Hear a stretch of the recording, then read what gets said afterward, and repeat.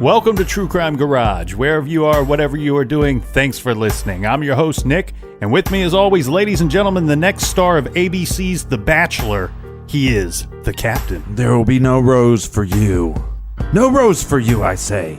It's good to be seen, and it's good to see you. Thanks for wearing your ball gowns and coming in with your fake teeth and all that stuff. And your hair did. And your hair all did. Thanks for listening. Thanks for telling a friend.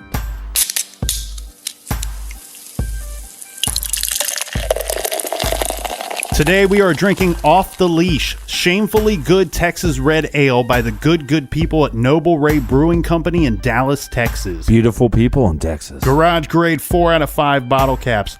This Shamefully Good Texas Red Ale is brewed with no restraint. Malty, robust, just and like the perfect balance of hop flavor and aroma. The captain has no restraint. You know who else is shamefully good? Our good friends in the garage. First up, we have Vanessa in Greensville, Tennessee. Like your jib. Next, we have Kinsey in Tucson, Arizona. Kinsey, like your jib. Next, we have Lisa in the Great Lakes State, and we have Kristen in Detroit, Michigan. Detroit, I like your jib. Speaking of Texas, Captain, we have Joshua and Aaron in Lubbock, Texas, and we also have Abby down in Dallas, Texas. And we don't have many rules in parts unknown, but if you do litter, you will be stoned. You will be lynched. Your pubes will be set on fire. No restraint, Captain. And while we're in parts unknown, let's make sure we thank Diana, Megan, Kelly B, Natalie, Martha, Peter, Beth, Susan, and Yowzer, the giant orange cat. And Dwayne, but I don't know if that's the same person as the giant orange cat. Yowza. Put that cat on a leash. And if you'd like to donate to the beer fund, you can do so at truecrimegarage.com and click on the donate button. Also, we got t-shirts, so if you haven't bought one of those t-shirts, you need to go do so now because they're running out. And if you would like to follow us on social media, Snapchat, Instagram, Facebook, Untapped, all that stuff, you can do so at True Crime Garage. That's enough of the business. Everybody gather around, grab a chair, grab a beer. Let's talk some true crime.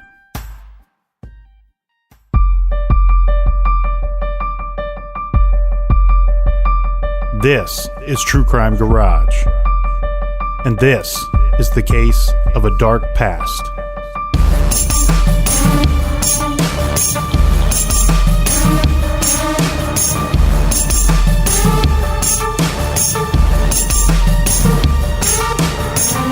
What if you thought you knew someone's secrets?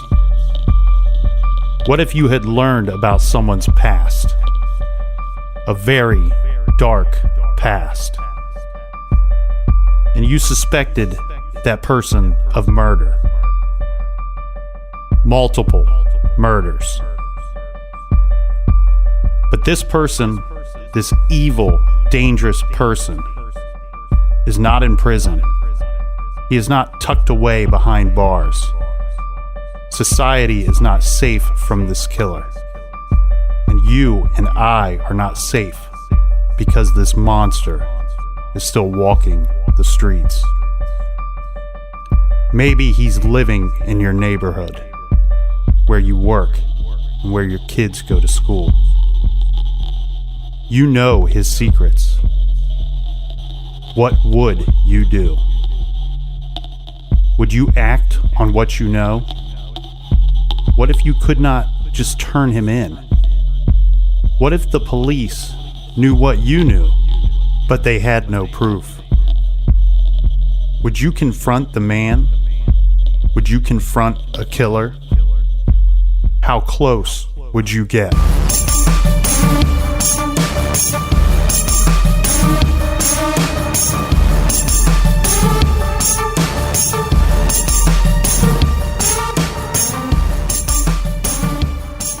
We're talking with Gina Frenzel, a licensed private investigator in the state of Texas. Gina, can you take us through your typical work week? Oh, a typical work week is a lot of research work. Everything starts at the desk and on the phone and vetting everything that we have to do. But the most common cases that we work are what we call domestic cases, cheating spouses, child custody, those types of things. That's kind of our cash flow to keep the business going. And then I am one of the few that branch out and try to volunteer for missing persons, families that can't afford cases, to hire a PI to work on cases, especially missing persons. I like the cold cases the best. I like the historical aspect of it, but commonly, those are few and far between. If families have the money, they'll come to us, ask for the services, but most families don't have a lot of money, and that's part of the reason, unfortunately, why they end up being cold cases. So I try to choose a case or two during the year to work on and reach out to a family. Usually it's a Texas case because I can get a lot of the work done, locally, but sometimes, like right now, I'm working on a missing person case out of Washington State for a family. The case that we're going to be talking about, it goes back a ways. I believe it starts in 1962. How did you get involved in this? This was actually one that kind of found me. I was on my way to a private investigation convention up in Dallas, and I was traveling with a colleague of mine, and I decided to download some stuff on my Kindle to read, because you have downtime, and during the conference there's downtime, and I'm a big reader, so I'm looking. I kind of blame the whole thing on Amazon. I'll be honest with you, because I'm looking at my suggested reading list. Now, God forbid somebody, pick up my Kindle and look at my reading list. They would probably need therapy when they're done. I read all true crime stories. The only fictional author that I read is John Grisham. The rest of them are all true crime, and there's no filter on anything. I'm pretty morbid when it comes to my reading list. So Amazon, of course, clues in on that, and at the very bottom there was this 99-cent book, and it was called Gone. And I was like, 99 cents, I'm cheap too, so yeah, I'll take the 99-cent book, And it's a short read. I think it's like 30 pages or something. This is the book Gone by Jerry Mitchell, and it's about Felix Vale, who is a suspected serial killer. So while I was gone on this convention, I read, and it was just fascinating. And I'm one of these people that if something is really interesting to me, I don't just read the book and be like, oh, that was cool, and lay the book down. I get online and I start researching, and I want to know the ups and downs and lefts and rights of every little detail about it, And this guy, I don't know what it was. There was something with Annette, and which was one of the missing women, that really just connected with me. And so I just started researching it. Well, I'm still in Dallas, and I Google his name, and it pops up that he is living in Canyon Lake. Well, that's like an hour and a half from where I live. So on my way home, I just kind of cruised through the area and saw, being a private investigator, you get the privilege of, databases, proprietary databases, and so I just ran his name through there and figured out where he lived and drove by, and of course he was outside at the time. It was kind of funny, and he yelled at me for driving by. That was an interesting little interaction. And then I get home, and about a week later, I thought, man, this guy is still out there. Obviously, there's a question of his guilt or innocence. I wonder if Jerry Mitchell would need any help, because Jerry's in Mississippi. So I just sent him an email, and I offered my services. I just said, hey, this is me. This is what I do. I'm literally in the guy's backyard. If you need any, research work done or anything like that, I'd be happy to help, because I do want to help the families get closure. And there was a fire on the property that he was living on. It had nothing to do with Felix at all. Okay, so on the property where Felix Vale, the suspected serial killer, lives, there had been a fire previously that had caused some damage. And Jerry was interested in the information about the fire, and that's how I got involved. And then I had zero intention of talking to Felix at all. I treated that just like I would any other case, and your suspect or your prime target, you usually either never talk to them or they're the very last person in the chain of investigation that you talk to. Like at the very end of your investigation, that's when you kind of blow your wad, so to speak. And because once you talk to them, it's over. Everybody knows that you're talking to everybody else, and the whole thing. And if you talk to that person, sometimes it spooks them and they take off. So you're in the neighborhood, you're talking with fire investigators, you're almost pretending to be investigating this fire, but you have no intention of speaking with the owner of the property, Felix Vale. I had zero intention of talking to Felix. But being the smartass that I am, I was talking to Jerry on the phone, and I said, well, I'm just coming up, empty. I'm not really getting anywhere with this fire thing. And I said, I'm just down the road from where Felix lives. I'm just going to go knock on his door. And I laughed. I literally laughed. And Jerry comes back and said, oh, don't worry about that. He won't talk to you. He doesn't talk to anybody. He doesn't even open the gate. He wouldn't even talk to law enforcement. I tried. Nobody. He will not talk to anybody. Of course, because he's hiding from a murder investigation. In my mind, I'm like, oh, really? You want to bet? So I took it as a personal challenge and just drove over there, and his gate was open. I think if his gate wasn't open, I probably would have never got with him, as far as visiting or anything like that. But his gate happened to be unlocked. He probably regrets that. But I just walked in and knocked on his door, and then it went on from there. You read a story telling you that this guy is probably a multiple murderer. You suspect him of killing at least 3 people. Now you decide to go to his property. You're on the property inside the gate, and you're just going to knock on the door.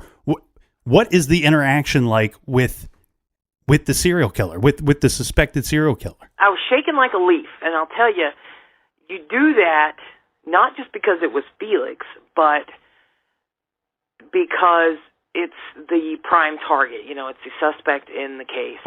And anybody, no matter how long you've been investigating or if you've never been in that situation before, you're going to be nervous. And it's a good thing because it keeps you alert. Driving over there, I'm thinking to myself, what am I going to say to this guy to get him to talk to me? I mean, obviously, if I just walk up and say, hey, I read a book and read that you killed 3 women possibly, obviously he's not going to talk to me. So I needed a story. I needed a cover story. So I used the fire on the property and said that I was investigating the fire. And technically it wasn't a total lie, but, it morphed from there. And I had my camera with me because I was using it for another case that I was working. So I just got out with my camera bag and told them, I said, hey, the insurance company is investigating this fire. Even though it happened a few years ago, they've reopened the investigation. They want me to come out and take pictures because there's this big concrete slab where this house burned down, and there's still scorch marks on the slab. So, and then a burned tree, and just kind of weird stuff. So I said they wanted me to just kind of photograph everything. So it was about a 20-minute interaction, and it was rainy and cold, and he was kind of put off in the beginning. He didn't want to mess with it, and rightfully so. I mean, if somebody came to my house, I probably wouldn't want to mess with it either, But he eventually, about 5 or 10 minutes into the conversation, kind of let down his guard a little bit, and we were walking around, and I'm snapping all these random, useless photos.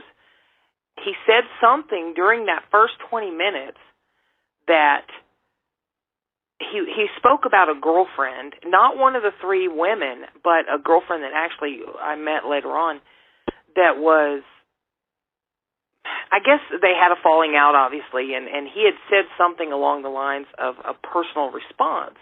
Nothing significant, but when I left there, I thought to myself that he let down his guard enough to allow me to come back for a second time to see if I can get him to really talk to me. And because the whole first part of the conversation, he was just like, the attitude of take your pictures and get off my property.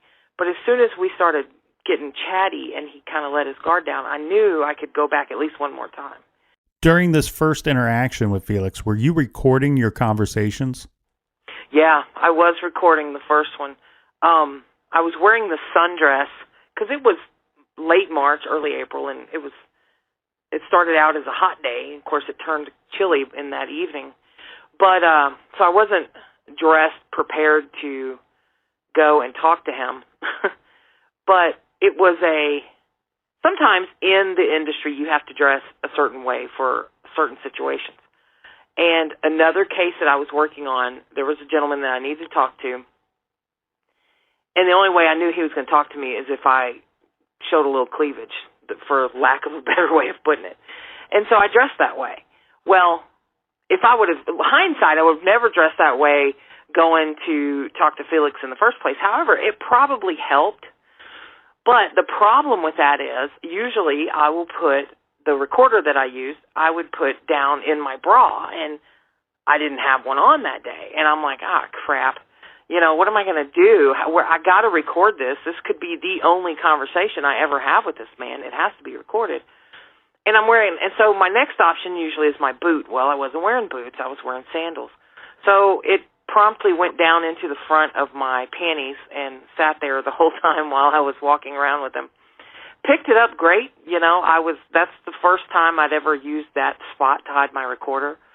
But it worked. I was a little worried, and I thought, okay, if I sit down, because it's just a little Olympus digital recorder, and I thought if I sit down, it could very well push a button. I've had that happen before, and it stops it, and it could mess up the recording. There's all kinds of things that could happen. But in that first interaction, I didn't sit down. I didn't have a reason to sit down. So I was grateful for that. It goes better than you had expected, better than planned. Now you're back in your car. You're driving away. You probably start to feel that you're safe again. You can shake off the nervousness. But now it's time to call Jerry, the author of Gone, and let him know that you just spoke to Felix. And not only that, but Felix went into this personal information. And now Jerry just kind of brushes this off, but you realize the importance of this because Felix has left the door open for another visit. I said, I'm going to try to go back. And he was like, you're crazy. And I was like, yeah, I am. And nice to meet you. He was new, so he didn't know. And I said, I'm going to try to go back and see what he does another day. So then I go home, and your adrenaline is just, I've never jumped out of an airplane. I never would. I'd rather sit in a shed with a serial killer than jump out of an airplane. I'll be real honest with you. But those people that jump out of airplanes, that do that for the adrenaline rush, it's the same type of feeling I can imagine. But then when it comes down, you just crash, I slept it off like literally 10 hours, and I never sleep that long. And when I got up the next day, I called Jerry, and I was like, okay, I've got to figure out a plan. And he said, how are you going to go back? You have no reason to go back. What are you going to tell him?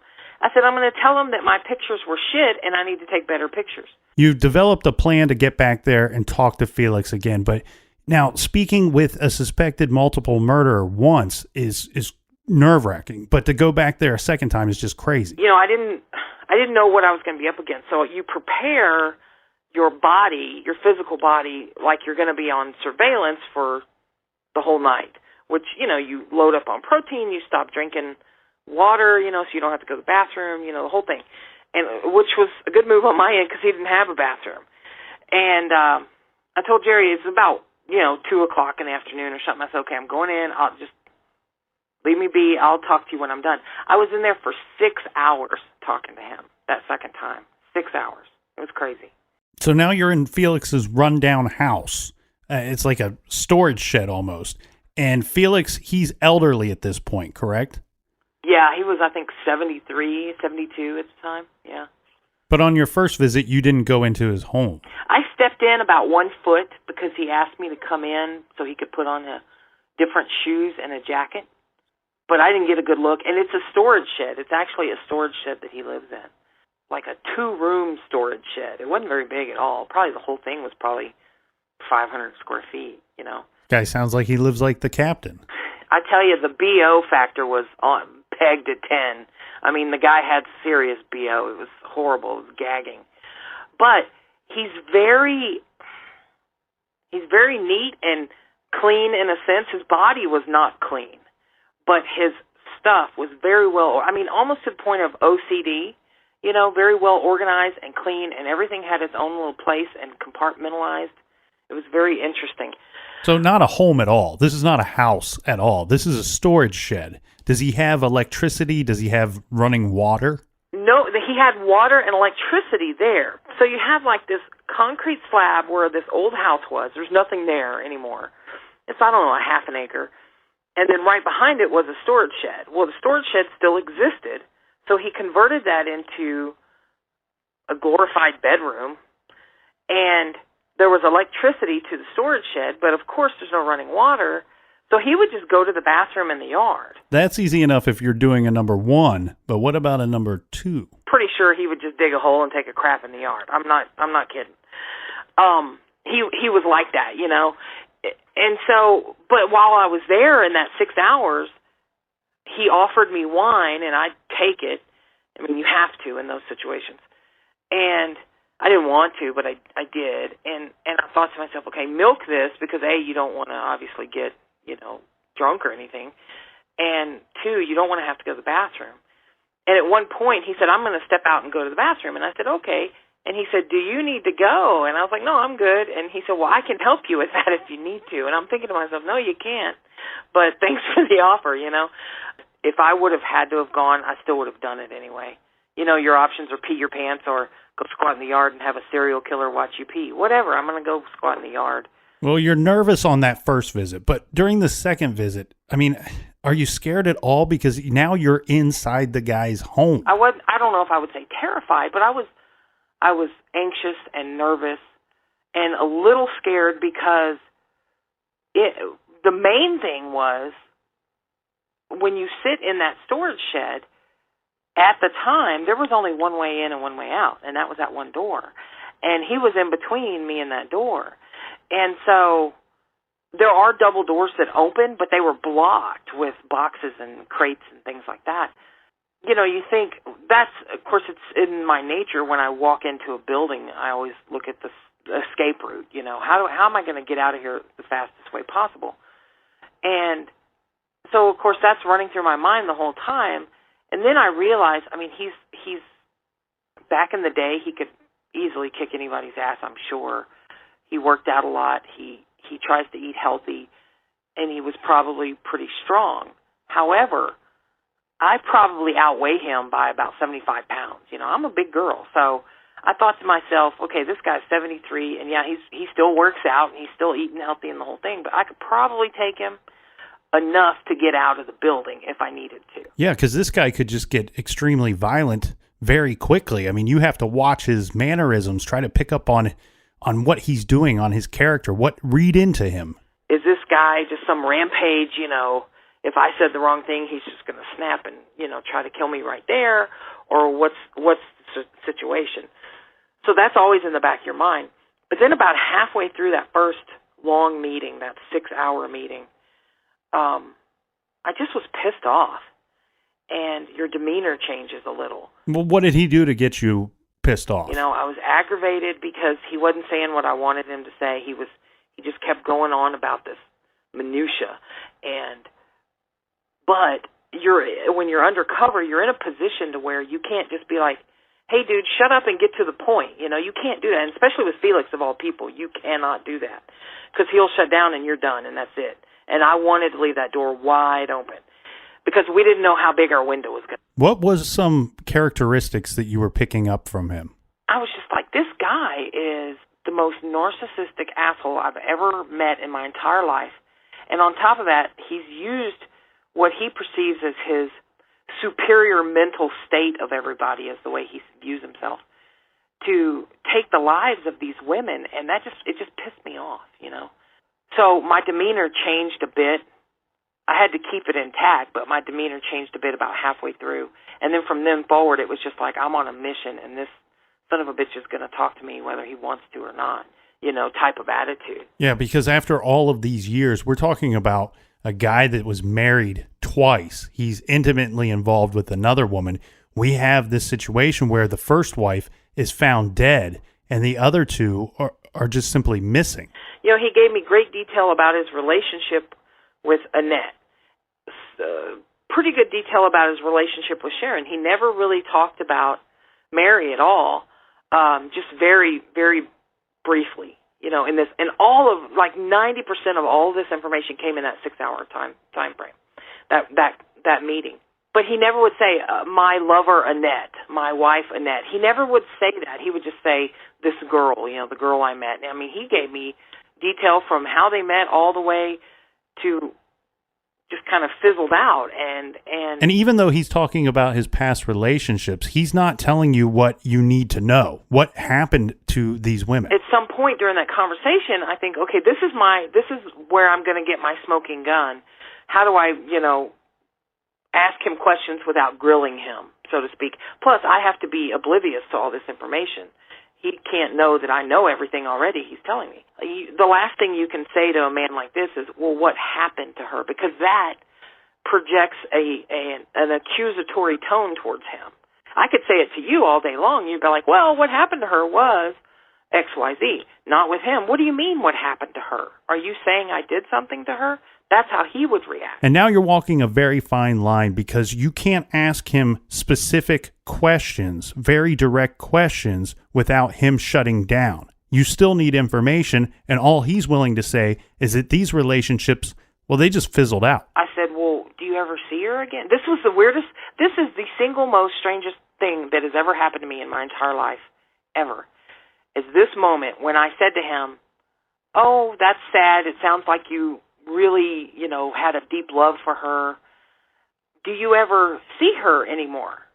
And I knew damn good and well he didn't, because, he murdered her. There's no doubt in my mind. But how they talk about, oh, so-and-so's eyes just turned black and their demeanor just changed in an instant and the whole thing.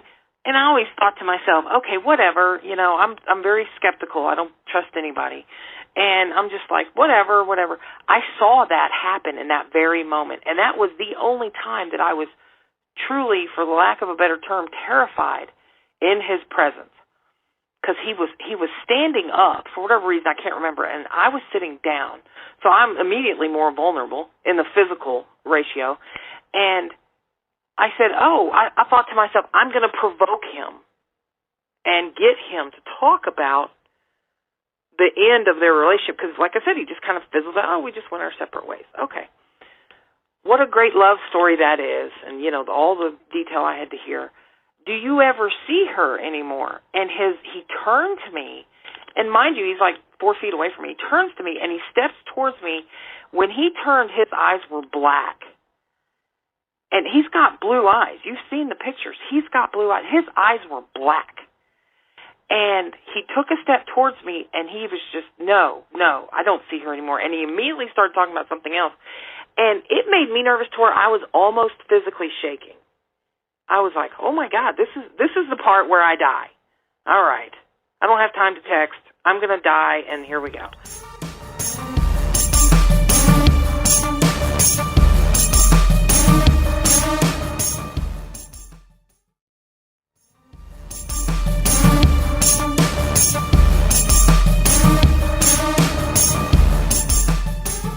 We're talking with Gina Frenzel, a private investigator in the state of Texas, who is investigating the suspected serial killer of Felix Vale. And Gina, who do you believe is his suspected victims? Okay, in technical terms, I think his first victim is Mary Horton Vale, which would be his first wife. And basically, his story, Felix's story, is that they were out on the boat, and he had a stump. They're trot line fishing, at night, like at dusk. And he hits a stump, and she falls in the water, and he dives down to find her. He can't find her, and, her body's found, 3 days later. But I think what happened, I base this information off of what he's told me, what other people have said, that, had firsthand information from Felix, and then things that I've seen and read, be it in his journals or, letters that he had kept and, just all the pieces of the puzzle. I think what happened was that he took her out on the boat, made her go out on the boat with him. She was terrified of water at night, and took her out there, strangled her, hit her in the head. I think he might have hit her in the head first with one of the oars, put her into the boat, drug her in and put her into the boat, drove out to where he dumped her body, which was a couple miles down the river, put her in the water, and turned around and left.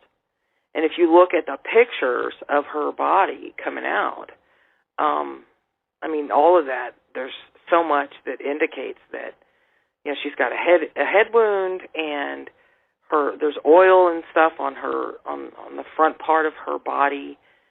Her panties are actually pulled out of the back of her pants, but to me it just indicates, you know, I'm moving somebody across. And the docks the Shell Beach boat docks where he kept his boat, so many, it was dark. There was no night light there or anything like this. And I've talked to several people that grew up in the area and knew the docks well. And you know, if your boat motor was broken or whatever, you just set them there on the dock and you'd work on it, and there was oil and all kinds of things, you know, just on the dock. So it was clear that she had some kind of oily substance all over the front of her clothes. So also the scarf around her neck. Back in the day, of course, the ladies wore the scarf and they would wear it over their hair to keep their hair, you know, from blowing in the wind. But it was shoved 3 or 4 inches down into her throat. So you don't get that from accidentally drowning. But what would be Felix's motivation for killing his wife? You know, they just had a baby. He was just a few months old, and she thought she might have been pregnant again. She was not. Turns out she was not. She had female problems that caused some issues that would mimic her being pregnant.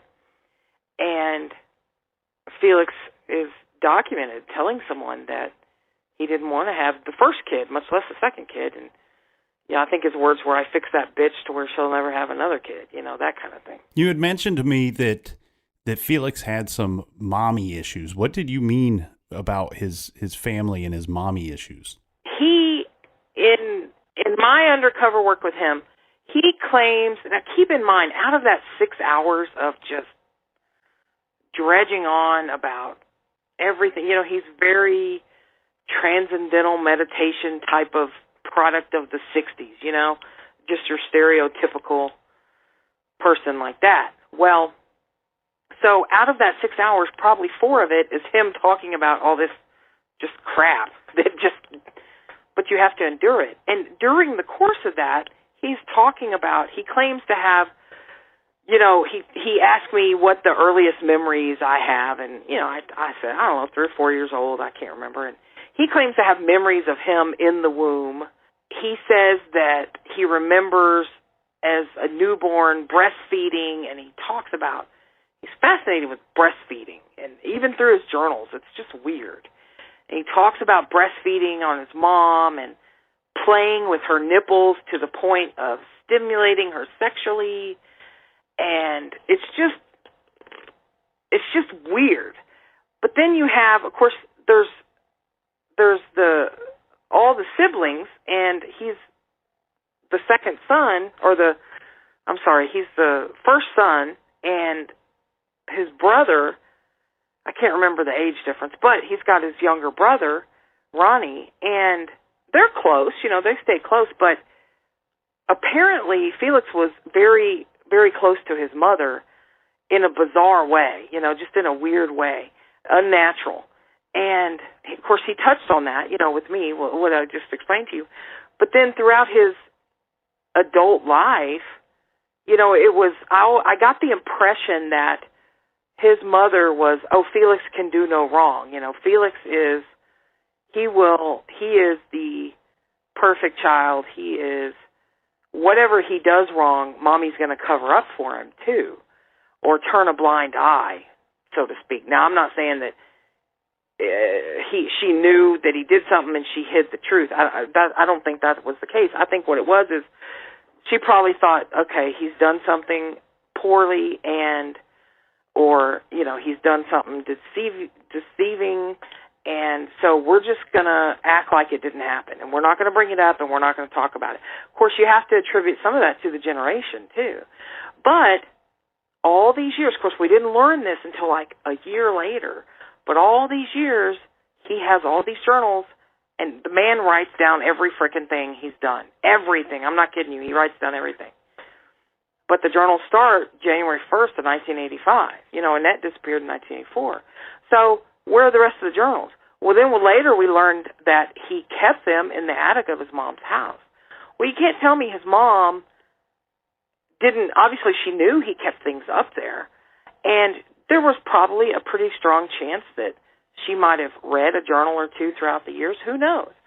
But he led such a nomadic lifestyle that his prized possessions that he didn't have with him always stayed at his parents' house. What do you know and think about his second victim? Was she a wife or a girlfriend?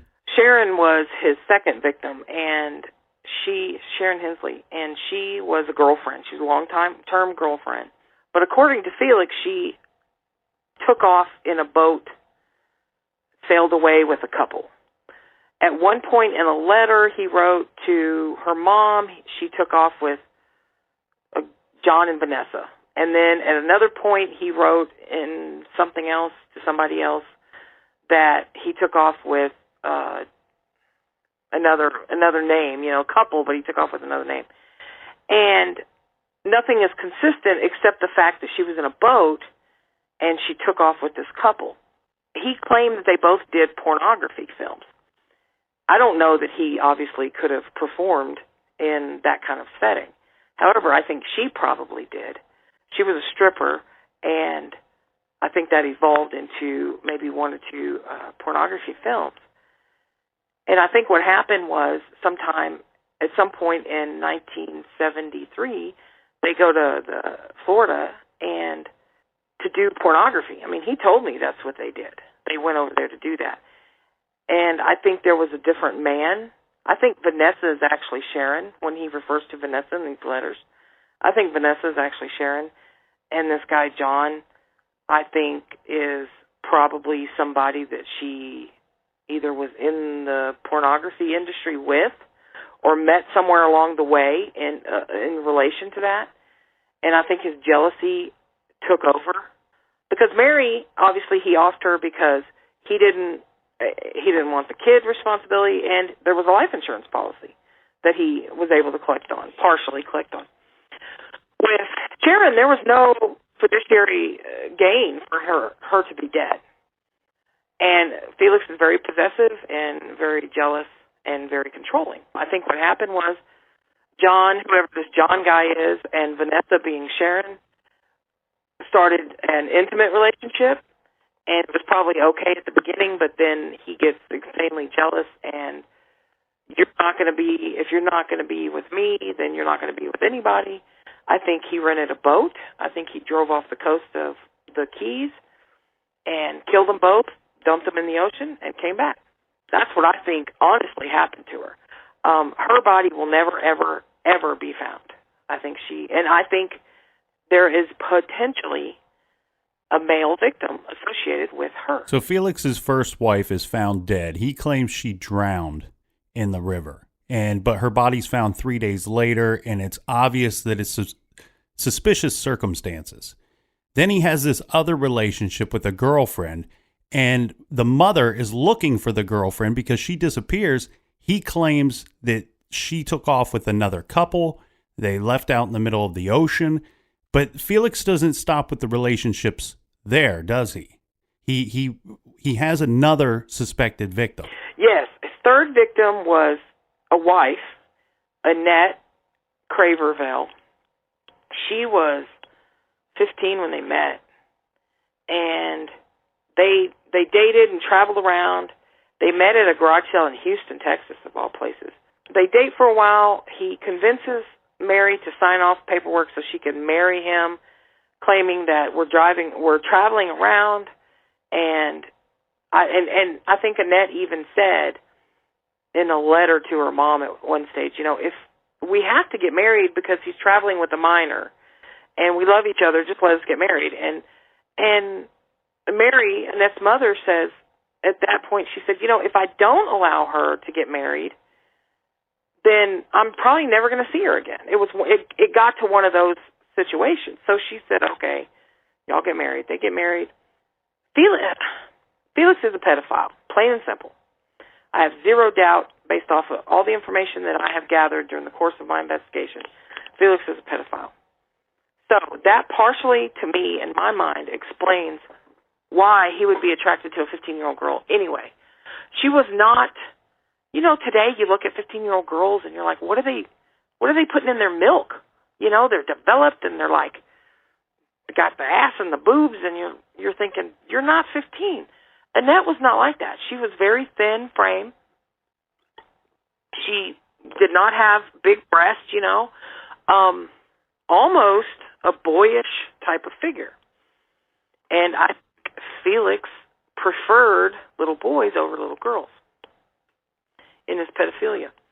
Well, so to me, in my mind, that partially explains the attraction to Annette. But from the very beginning, he knew about Annette getting an inheritance when she was 18. Her father was killed in a car crash in Mexico, and she was his only child. And her mom and dad were divorced, but he had a life insurance policy that paid to Annette that she would get when she was 18. And again, Felix never really held down a job, hardly ever. So with his first wife, we see the motive of not wanting to have the child, but there's also the financial gain of the insurance policy, collecting a portion of that. We later learned that money that he received, he used $0 of that to pay for his own wife's funeral. He didn't pay for her funeral at all. Now we have this situation where he puts himself in a relationship with a young girl that he believes is going to receive money when she turns 18. And so he can foresee the financial gain here. Annette, always financial gain. He knew from the very beginning she was going to get this money. And then he just planned his course. He never gave up. They met each other. They separated. She was in Oklahoma. He goes to Oklahoma to find her. Her mom says, no, she's not there. He tracked her down. She was over in Bernie, of all places, which is between here and Canyon Lake, between where I am and Canyon Lake. It's a little community. And she was at this private school there. He tracks her down. He was after her money the entire time. And when she disappeared, I think there was about $40,000 or $50,000 that was unaccounted for. And there's no doubt it ended up in his pocket. So they get married, they travel around, and when she turns, it's just like clockwork. When she turns 18, they convince her mom had bought this house with a back apartment, a garage apartment, so that they could fix it up and have income, a residual income, while they were living up in Oklahoma. Well, he convinces Annette to convince her mom to sign the house completely over to Annette. And her mom did. Her mom, Mary, said that it was all but a threat. It was basically turn it over or else type of thing. And she was very intimidated by the whole situation. And it all was coming from Felix. So she does. She signs it over to Annette because the money, if I understand right, the money, some of the money used to buy the house was from Annette's inheritance from her dad's life insurance policy. And so that was the idea. Was Mary said, look, she's young, she's very artistic, the whole starving artist mentality. I want to set her up in a situation to where she can have some residual income and still be free to explore her artistic side and not have to worry about, financial issues. So it was a smart move in the onset. So she signs it over to Annette, and then just within 2 or 3 months later, Annette signs it over completely, 100% to Felix. And then 2 months later, Annette disappears. So, yeah, come on. Yeah, where is she? What is his explanation for where she's gone? What is his story? And his story is so inconsistent, like completely inconsistent with her. He said that she took off on a Greyhound bus in St. Louis. He dropped her off there so she could go pursue this boyfriend in Mexico. And then another story was that they were in St. Louis camping. They were on this, road trip camping, and she met two people at the bus station, and she decided she just wanted to take off with them. She didn't want to be married to him anymore. And he's like, "Fine, here you go. Here's your money and your stuff. You hit the road." He claims that she signed the house over to him as a love offering.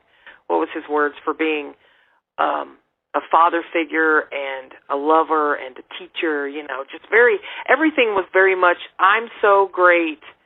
She loved me so much because I'm so awesome. She gave me this house, that kind of mentality. And then so those are his stories on her, that she just took off and they made the agreement. And that was one of the things he told me, but he said it numerous times over the years, that they agreed to see where each other were 10 years later and meet up and say hey and have a cup of coffee type of deal. Well, that's what prompted me in my meetings with him, was to say, oh, have y'all seen each other, And that's when he, of course, turned black. What do you think the real story is? In reality, the day or the week that he said she took off on the bus, and that was the last time anybody saw her, 2 weeks later, approximately 2 weeks later, they being Felix and Annette, were down in Louisiana, in Sulphur, Louisiana, or Lake Charles area, at the county fair with his family. And they testified to that. And so, of course, that story doesn't hold water. Then what happened? Oh, I don't know, I just have my dates wrong. Well, what happened was they go down there to stay with his family, and they go down there to stay with his family and go to this county fair and the whole thing. And then they say, hey, we're going to take off and go camping for a day or two. And they're gone for 3 days, and he comes back by himself. And his niece, I think it's his niece, one of the family members said that he was acting weird and he was eating meat, and Felix was not a big meat eater. Now, not to say he was 100% I never eat meat. No, he would eat meat. But he wasn't like, give me a steak every day, I'm a happy girl. That's not how he was. He would selectively eat meat very, very few times in his life, okay? They said that he came back and he was acting strange, and he was eating meat, and just bizarre. I think what happened was, they went camping. I think, she was already 18. It was time for him to move on. He was tired of her. He tired of her, and he killed her. And as morbid as this sounds, my gut tells me, I can't explain it. I have no proof of this whatsoever. My gut tells me he chopped her up. He threw her in a bayou somewhere where he knew there were alligators. He knew the area very well. He lived there when he was married to Mary, his first wife. And her body will never be found again. I think that's what happened to Annette. I think that's what happened to Annette. So what happens when he comes back? He comes back, and a few weeks later, Annette's mother, Mary, hey, where's Annette? Where's Annette? Where's Annette? And he starts spinning off the story that she took off on the bus, and that's when she immediately missing person and reporting to the police, and what he's saying is not right. Mary Craver never once thought her daughter took off from the very beginning, like within weeks of her disappearance.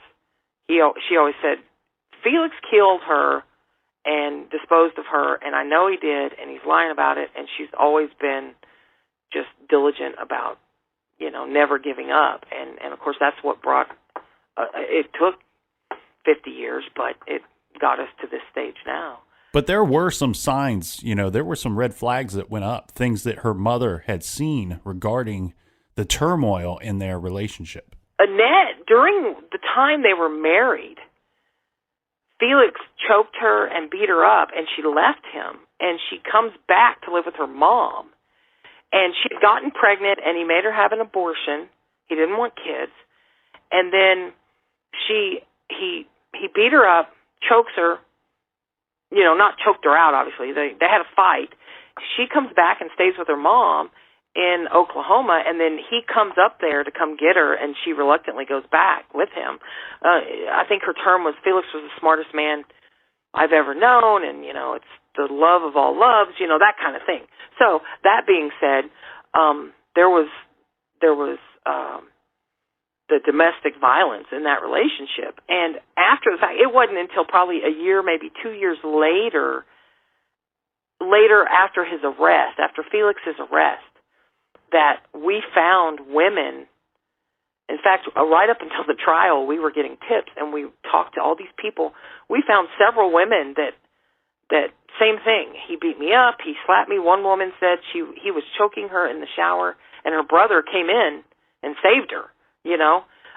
And this was all from the disappearance of. No, it was right. It went anywhere from 1968 all the way up to like 1980. In that time frame. And a lot of it in California. But the interesting thing about it is, fast forward to the house in Oklahoma that he has owned up until 2013, literally has owned all these years, and used it as a rental. And there's this nice couple living there, a young couple, and all of a sudden there's this room up in the attic, and it's always locked, padlocked. And it's Felix's room. I'm the landlord. That's where I keep my tools and whatever. Just don't mess with my stuff. But this couple had a free range of everything else. Well, they decide they're going to buy the house from him. And this is interesting enough. This is all taking place. It's all coming out at the same time I'm undercover with him before he gets arrested. It's all happening at the same time. And, of course, I was unaware of it at the time, but when you look back at the timeline, you see it. So Felix wants to owner finance this house for this couple, but what's in the room? What's in the secret Felix room? And he said, hey, I'm going to come up and I'm going to clean out that room, and then, I'll unlock it and the house is yours. So all the paperwork's done. Everything's done. He goes up, he gets his stuff, he leaves.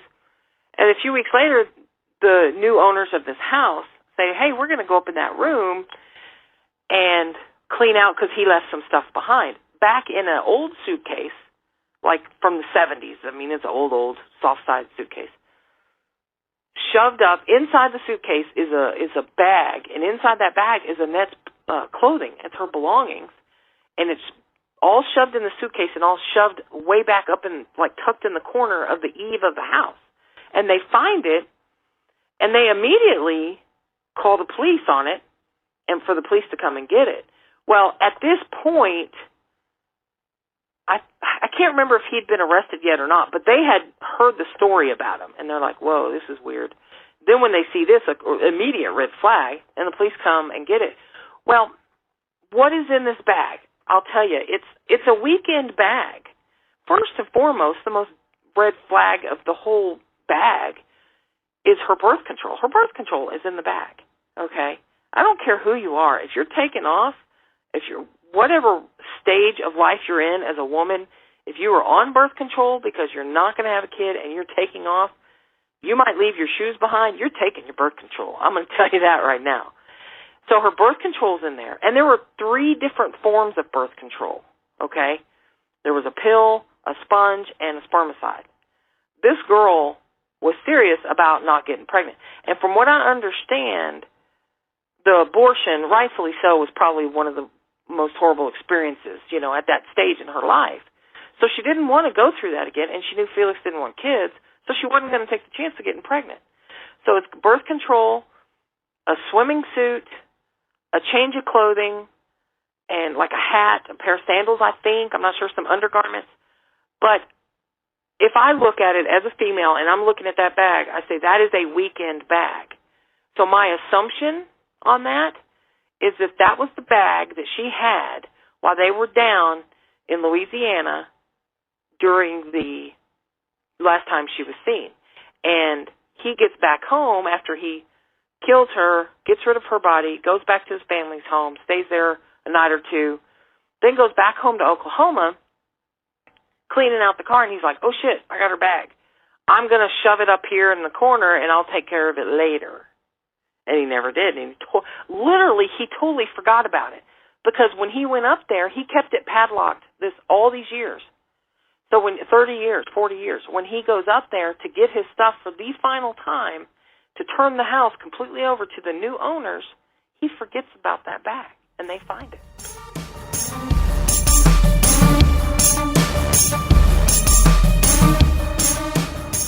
All right.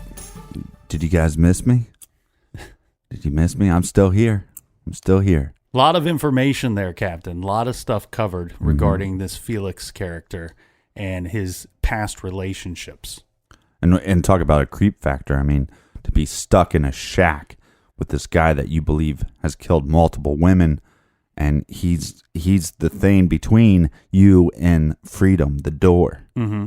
And Gina feels like he wants some kind of friendship or relationship with her, and that's why he's allowed her in his home, allowed himself to open up and speak with her and talk with her about his past. Mm-hmm. And yet she would fall right into his victimology at that sense. And if he were to slip or say the wrong thing, or if she were to act out of turn and ask the wrong question, well, it could be lights out for Gina. Yeah, like you said, either or. I mean, he could say something that he didn't want to say, and now she has to die because of that. Mm-hmm. All right, a lot more to dive into in part 2 of A Dark Past.